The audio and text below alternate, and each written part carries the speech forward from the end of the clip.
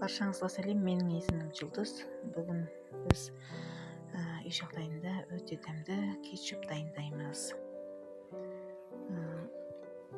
Бұл кетчуп үшін 3 килограмм помидор, жарты килограмм алма, 400 грамм бұрыш, 300 грамм сарымсақ и бір бұрыш, ашты бұрыш. Тұз, қант, қара бұрыш, паприка, соларды қосамыз. Олардың бәрін бастамас үшін бірінші осылай помидорымызды, алмамызды, бұрышымызды, сарымсағымызды бәрін тазалап, үлкен етіп турап аламыз да. Осылай соковыжималкадан өткізсек те болады. Или кастрөлге салып қайнатып, жарты сағат, бір сағат пысқаннан кейін ситодан өткізіп, сүзіп алсақ та болады. 6-7 штук гвоздика саламыз. Қайнаған кезде осылай бетіне шыққан көбігін алып тастап отырамыз. Тазалап.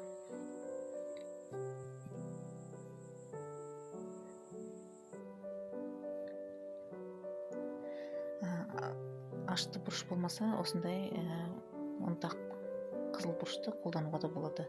Бұдан жарты қасық салдым, үлкен қасықпен. Одан кейін тұздан 1,5 қасық саламыз. Қара бұрыштан жарты қасық, паприкадан жарты қасық, қанттан 5 қасық саламыз.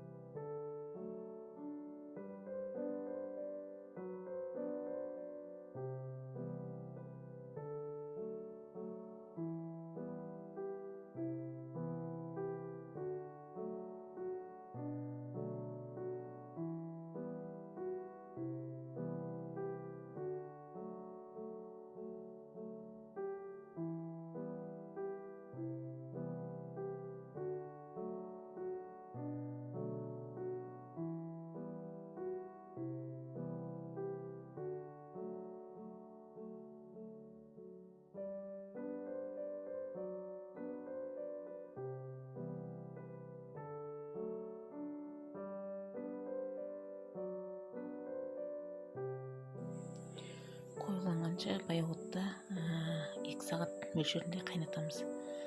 Әбден осылай қою болғаннан кейін 50 грамм яблочный уксус қосамыз.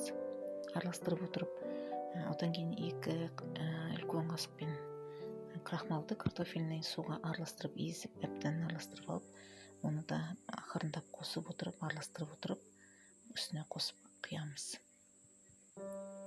Одан кейін банкіге құйып аламыз.